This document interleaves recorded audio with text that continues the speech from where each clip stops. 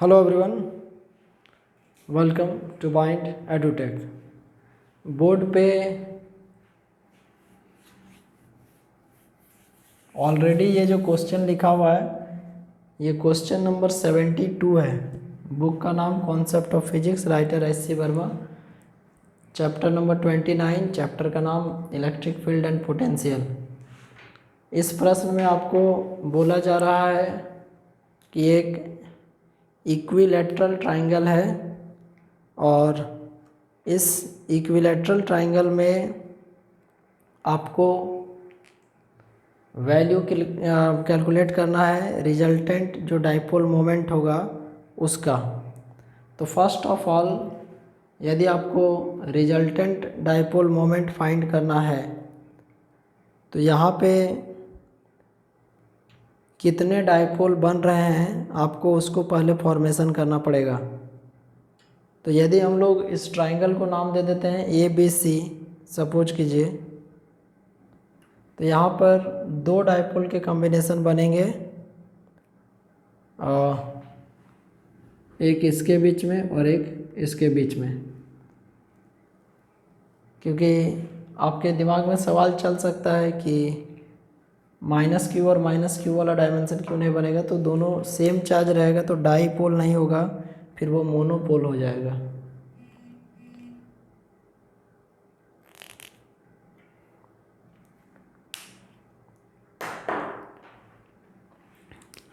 तो यहाँ पे इस फिगर को जरा हम दोबारा बनाएंगे वाइड करके, आपको समझाने में हमको आसानी होगा।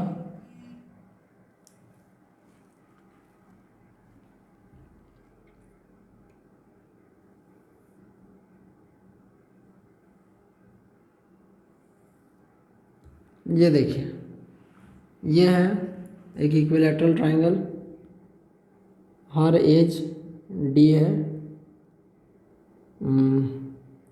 -q, यहाँ पर है 2q, यहाँ पर भी -q। अब सबसे इम्पोर्टेंट बात, डायरेक्शन जो इलेक्ट्रिक फील्ड का होता है किसी डाइपोल में,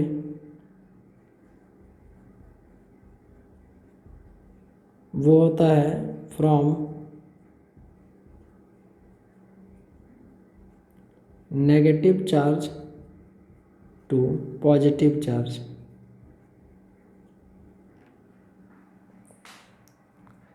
नेगेटिव चार्ज से पॉजिटिव चार्ज की ओर। जैसे मान लीजिए सिस्टम ए है, ये आपको B है और ये C है, तो C और B के लिए इस डायरेक्शन में चला जाएगा इलेक्ट्रिक फील्ड, और A और B के लिए इस डायरेक्शन में चला जाएगा। आप काम कीजिए, इसको मान लीजिए E1, इसको मान लीजिए E2। डाइपोल मोमेंट का डायरेक्शन हम लोग यहाँ पर लिखेंगे कि डायरेक्शन जो होता है, ठीक है, of dipole moment is taken, electric field जो लिखे हैं इसके जगह यहाँ पे डाइपोल मोमेंट हो जाएगा। Direction of dipole moment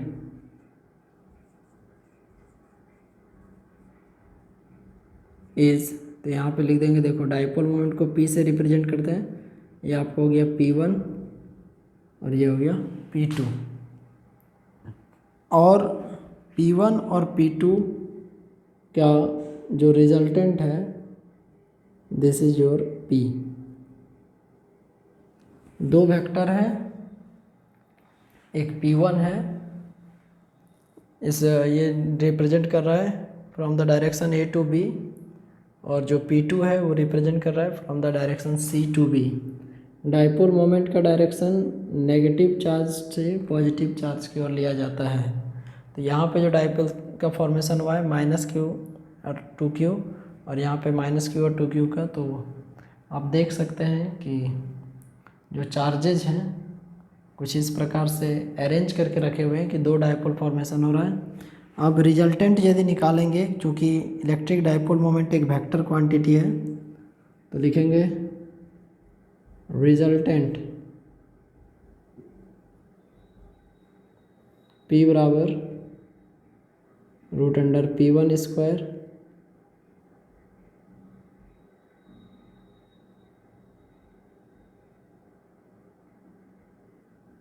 P1 square plus P2 square plus 2 P1 P2 cos theta, and the most important thing here is to find out the value of cos theta. Theta is representing the angle between P1 and P2. यहाँ पर जैसा कि आप figure देख पा रहे हैं, इसके अनुसार जो थीटा का वैल्यू है, first of all equilateral triangle है, तो हर जो एंगल है वो आपको हो जाएगा 60 डिग्री का, क्योंकि तीनों मिलाकर यहाँ पर जो वैल्यू आपको मिलेगा वो है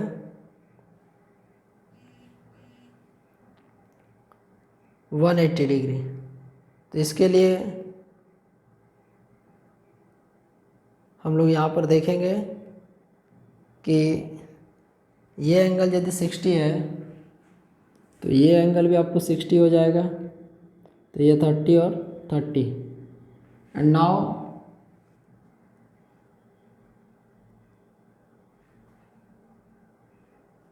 ये वैल्यू आ जाएगा, आपको 30 बैठा देंगे यहाँ पे, रिजल्टेंट और उसके बीच का एंगल है, तो देन P बराबर P1 square plus P2 square plus 2 P1 P2 cos 30। cos 30 का वैल्यू √3/2, cos 30 का वैल्यू √3/2।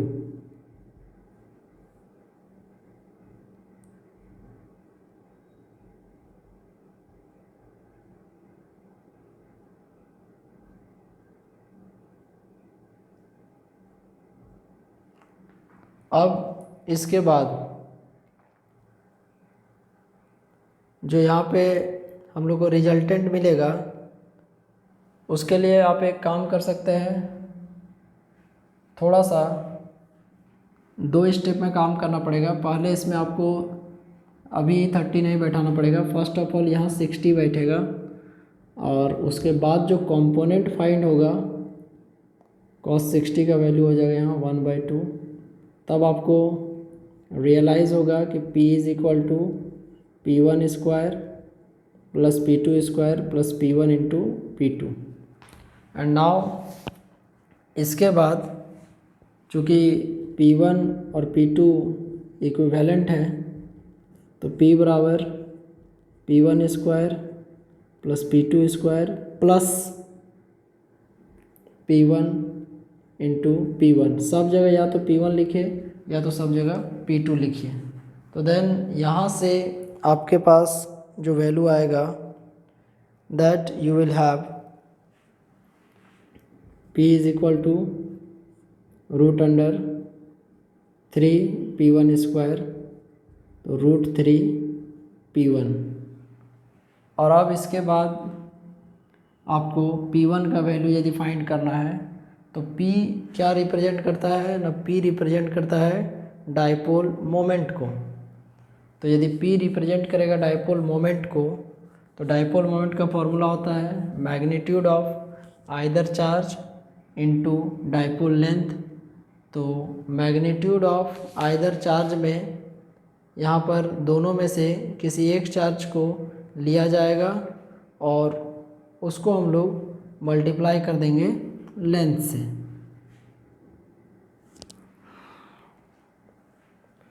डिस्टेंस दिया हुआ है आपको d, तो ये हो जाएगा,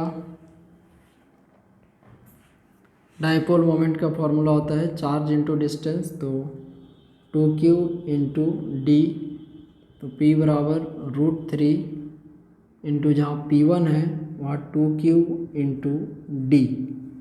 अब P बराबर आ जाएगा 2 √3 क्यू डी। अब इसके बाद हम लोग इसमें जब कंपोनेंट ले लेंगे तो इसका कंपोनेंट जो फाइनली फाइंड करना है तो उसके लिए इसका एक हॉरिजॉन्टल कंपोनेंट आएगा और एक वर्टिकल कंपोनेंट आएगा। तो यहाँ पर यदि आप वैल्यू बैठाते हैं तो इसका जो वर्टिकल कंपोनेंट आएगा, एक आएगा साइन थीटा और एक आएगा कॉस थीटा। तो जैसे ये 30 डिग्री के साथ आ जाएगा तो एक कंपोनेंट हो जाएगा cos theta and next component हो जाएगा साइन थीटा। तो अब इसमें आप पी साइन थीटा बैठाइएगा तो एंगल है 30 डिग्री, तो P into sine 30 that is P by 2√3 Q D और साइन 30 का वैल्यू 1/2 कट जाएगा ये, तो क्यू डी √3 ये आएगा आपको एक्चुअल वैल्यू। अब इसके बाद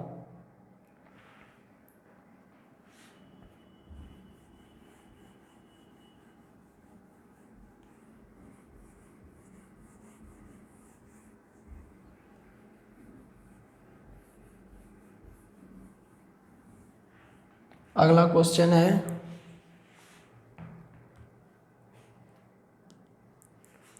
find the magnitude of electric field at a point in the configuration shows in the figure। Question number 73 है, इसमें फाइंड करना है magnitude of electric field.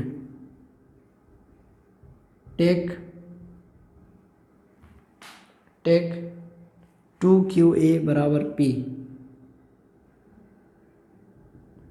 Take 2QA बराबर P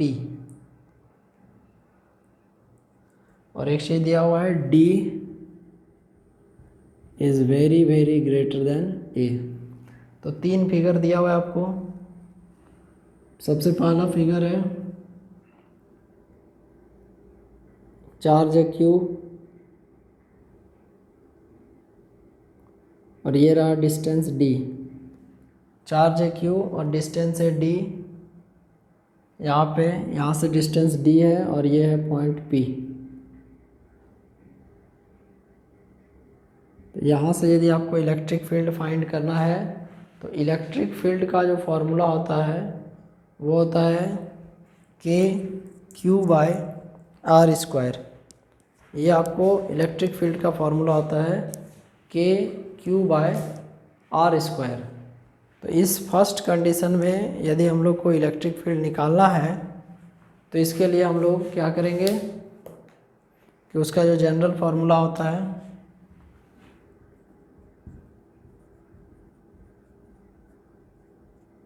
as we know that electric field का formula होता है KQ/R²।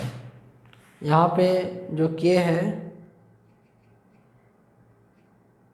ये represent कर रहा है आपको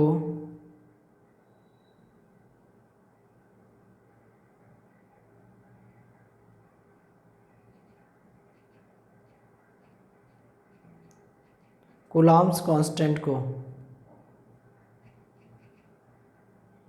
K जो है वो कूलॉम्स कांस्टेंट को रिप्रेजेंट कर रहा है।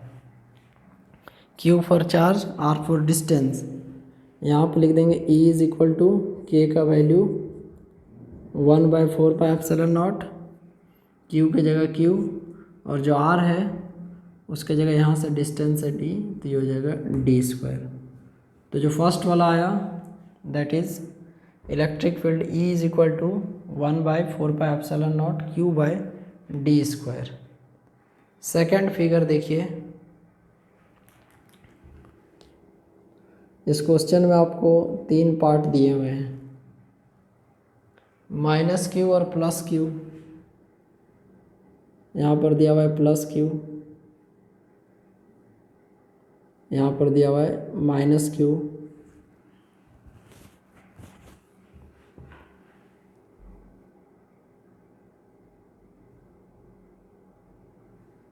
ये डिस्टेंस दिया हुआ है ए, ये दिया हुआ है ए, ये डिस्टेंस दिया हुआ है डी और ये है पॉइंट पी। तो इस फिगर के माध्यम से हम लोग को कैलकुलेट करना है the value of electric field at point P. देखो ये जो पॉइंट पी है वो एक्चुअली में इस कॉन्फ़िगरेशन के लिए इक्वेटोरियल पोजीशन का काम करेगा। कैसे? तो पॉइंट पी जो है ये एक डाइपोल को फॉर्मेशन कर रहा है, एक पॉजिटिव चार्ज है और उतना ही मैग्नीट्यूड का एक नेगेटिव चार्ज है, और एक फाइनाइट डिस्टेंस से जब सेपरेटेड है तो electric dipole consist of two charges of equal magnitude separated by a finite distance. तो एक है आपको प्लस क्यू और एक है माइनस क्यू। लिखेंगे इसमें एक स्टेटमेंट कि हियर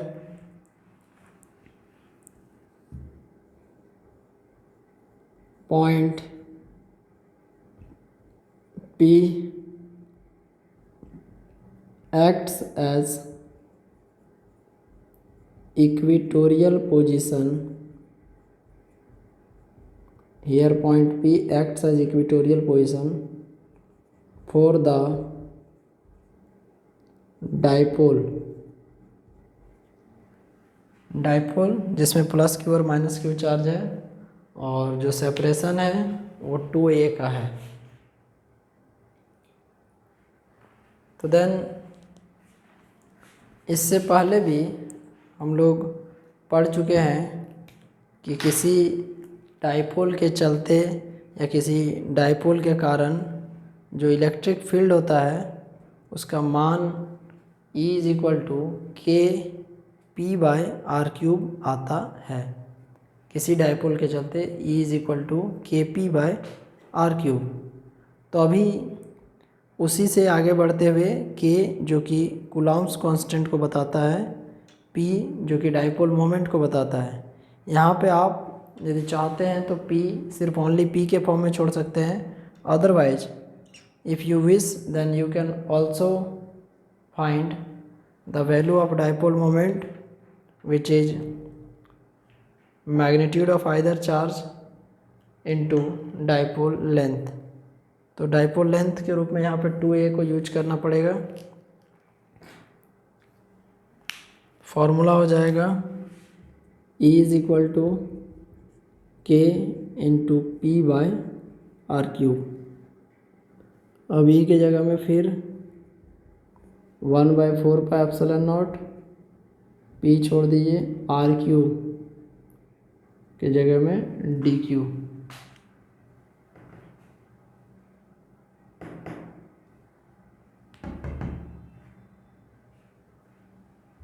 यहाँ पे सेकेंड जो आएगा 1/4 pi epsilon naught P by D cube. अब इसके बाद एक बहुत ही इंटरेस्टिंग सवाल है जो थर्ड वन है, एंड दैट इज़ योर, एक ऐसा कॉम्बिनेशन है जिसमें ये दोनों चीज़ हैं, मतलब ये जो C है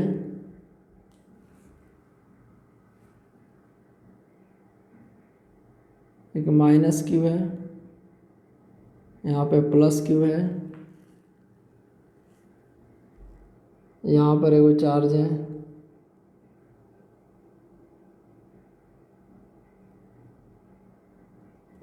प्लस क्यू, ये सेपरेशन है आपको A और ये डिस्टेंस है आपको D। यहाँ पर जो रिजल्टेंट इलेक्ट्रिक फील्ड होगा आपको वही चीज़ आपको यहाँ पर निकालना है, that is actually the combination of two systems of system 1 and system 2। Point P जिसका आप लोकेशन देख सकते हैं कि कहाँ पर है,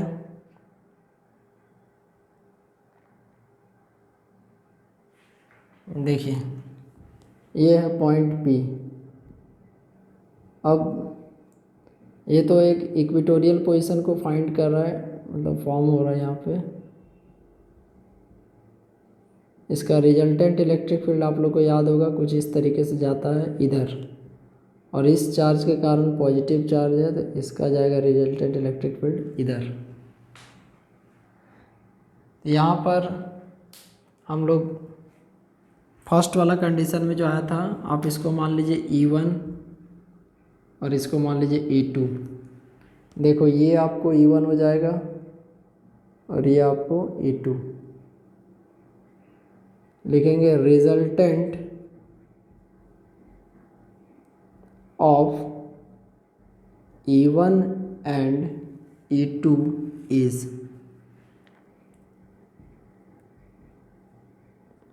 E बराबर root under E1 square plus E2 square plus 2 E1 E2 cos 90। अब आपके दिमाग में ये चीज़ आना चाहिए कि cos 90 क्यों लिए। तो फर्स्ट ऑफ ऑल देखिए, इस पॉजिटिव चार्ज के कारण इलेक्ट्रिक फील्ड का जो डायरेक्शन होगा वो आउटवर्ड होगा, और जब इक्वेटोरियल पोजीशन का हम लोग स्टडी करते हैं तो उस समय ये आपको इलेक्ट्रिक फील्ड का डायरेक्शन आता है opposite to the direction of dipole moment of electric dipole. तो यहाँ से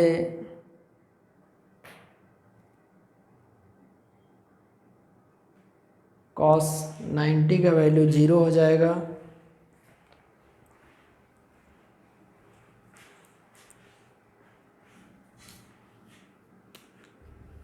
you will have the remaining terms E1 square plus E2 square. अब सबसे ज़रूरी बात, E इज इक्वल टू जितना शॉर्ट लिख सकते हैं K Q by D square plus K P by D cube. E is equal to K Q by D square plus K into P by D cube. लेकिन यहाँ पर आपको जो answer है वो किस फॉर्म में दिया हुआ है ना, K को सिर्फ बाहर किया है कांस्टेंट के फॉर्म में दोनों जगह से,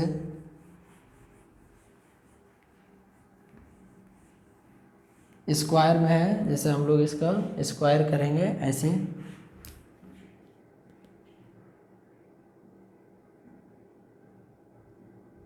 तो देखिए रूट में भी है और स्क्वायर में भी है, तो E is equal to K बाहर root under Q square by D4 plus P square by D6। इसके बाद E is equal to K D6 Q square और यहाँ से D square plus P square. ये यहाँ पर हम लोगों ने एलसीएम लिया D to the power 4 plus D to the power 6 का, तो D टू द पावर 6 आएगा। एंड इसके बाद यहाँ इसको कैंसिल होने के बाद डी स्क्वायर बचता, तो Q square D square plus यहाँ पर नॉर्मली आपको बचेगा पी स्क्वायर। तो E is equal to K by D का पावर 3, रूट अंडर है तो इसका आपको आ जाएगा D3 यहाँ पर Q square D square plus P square, और अच्छे से लिख सकते हैं 1/4πε0 1/dq root under Q square D square plus P square. This is the resultant electric field in third condition, which consists of the combination of a system which contains a single system for electric field and a system for equatorial position.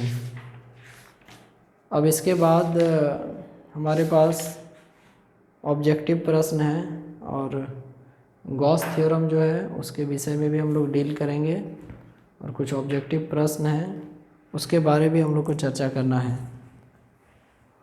Objective questions के बारे आप लोग को PDF file provide किया गया है.